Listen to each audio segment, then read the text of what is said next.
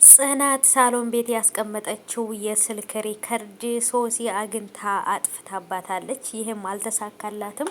ምን እንደሚፈጠር እንግዲህ ማወቅ አልቻልንም። ህዊም እሌኒን አንቃት ነበር ማለት ነው። እንግዲህ በሬን ክፍት አድርጌ ልትገለኝ ነበር እያለች ነበረ። እሷም ደግሞ ልታስጠነቀቃት ሞክራለች። እሌኒ ግን በጭራሽ በማስፈራራት ብቻ አይደለም ህይወቷ ቢያልፍ ራሱ የምትነሳ ነው የሚመስለኝ። ጨበርዬም ደግሞ እንግዲህ በሶሲ ማስፈራራት ምክንያት እንቅልፋታ በጣም በፍርሃትና ስጋት ውስጥ ነው ያለችው። አሰላሙ አሌይኩም ወራህመቱላሂ ወበረካቱ። ሰላም ውድ የተከበራችሁ የቻናሌ ተከታታዮች እንዴት ናችሁ? ከኔ ጋር ሁሉ ሰላም ነው። ሰላማችሁ ይብዛልኝ ባላችሁበት ውድ ቤተሰቦች። ለዚህ ቻናል አዲስ ከሆናችሁ ሰብስክራይብ አድርጋችሁ ቤተሰቡን ነባሮች ዌልካም እንኳን በሰላም መጣችሁ ብያለሁ። የኔ ውዶች የኔ ወርቆች፣ ለዚህ ቻናል አዲስ ከሆናችሁ ሰብስክራይብ አድርጋችሁ ቤተሰቡን ነባሮች ዌልካም ብያለሁ ውዶቼ። በድጋሚ እንግዲህ ዛሬም በሌላ ቪዲዮ መጥቻለሁኝ። ለድምጽ ጥራቴ በጣም ትልቅ ይቅርታ ጠይቃለሁ። ጉንፋን ይዞኛል።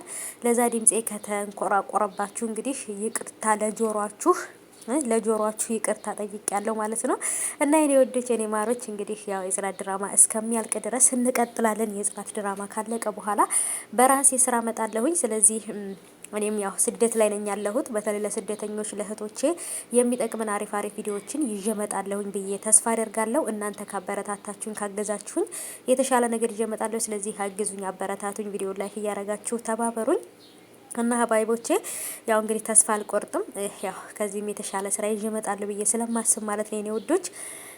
እና እንግዲህ ሶሲ ሰው ቤት ከወጣ በኋላ የስልክ ንግግሯን ወይንም የምታደርጋቸውን ነገሮች ለመቅረጽ ብላ ወይንም ደግሞ ሪካርድ ለማድረግ ብላ ጽናት ስልኳን ትታ ነበር የሄደችው። ስልኳን ሲደወልባት ሰምታ ነው ያገኘችው ሶሲ።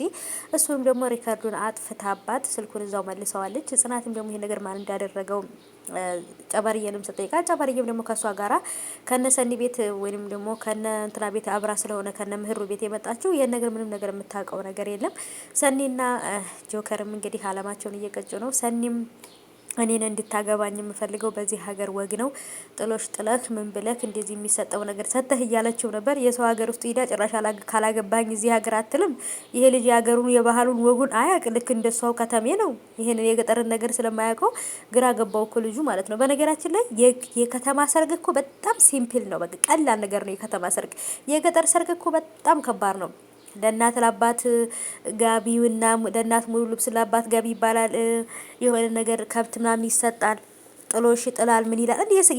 የገጠር ሰርግ እኮ ባህሉን ወጉን የጠበቀ በጣም ደስ የሚል ፍቅር የሚያስዝ ሰርግ ነው፣ ባህል ነው። እና ባህሉ በነገራችን ላይ የገጠር ባህል አሁንም አልቀረም። አንዳንድ ቦታ ላይ አለ፣ አንዳንድ ቦታ ላይ ግን ኦሬዲ አሁን ሁሉም ነገር መላቅጡን አጥቷል። ሀገራችንን ሰላም ያድርግልን አላሁ። ሀገራችንን ሰላም አድርጎልን ሁሉን ነገር አብርዶልን እኛም በስደት የተንከራተት ነው ያህል በሀገራችን ገብተን ደግሞ በሰላም የምንኖር ያድርገን እላለሁ ውዶቼ እና ባይቦቼ። ጨበርዬም እውነቱን ለጽናት እስካልነገረቻት ድረስ አሁንም ቢሆን በጭራሽ ነገሩ ሊበርድ አይችልም። ምህሩና ናሆማም ለመጋባት አስበዋል። ግን ይቺ እሌኒ የምትባል የሰይጣን ቁራጭ እስካለች ድረስ ግን ያ ነገር የሚሳካ አይመስለኝም። ብቻ ግን ውዶቼ እስቲ ቀስ በቀስ የምናይ ይሆናል። ምንድን ነው የምታደርገው እያሰበች ያለችውና ልታደርግ ያሰበችው ነገር እሌኒ በጣም ከባድ ነገር ነው ያሰበችው ጋይሶችዬ ማለት ነው። ይሄ ነገር ግን ማሰብ እስካላቆመች ድረስ ህይወቷ አሁንም ይቀጥላል። እንደዚሁ ሲኦል እንደሆነባት ነው ህይወቷም የሚቀጥልላት ማለት ነው። ጽናትም ደግሞ እንደምንም ብላ መረጃ አግኝታ ለኪራ ካላሳየችው ሶሲ እዛ ቤት ካልወጣይ ህይወታቸው አሁንም እየፈሩ ነው የሚኖሩት ብዬ አስባለሁ። በጣም ከባድ ነው። እስቲ እንግዲህ ምን እንደሚሆን መጨረሻውን አብረን የምናይ ይሆናል። ለዚህ ቻናል አዲስ ከሆናችሁ ውዶቼ ሰብስክራይብ አድርጉ፣ ቪዲዮንም ደግሞ ላይክ አድርጉ፣ ሀሳባችሁን ኮሜንት ላይ አስቀምጡልኝ።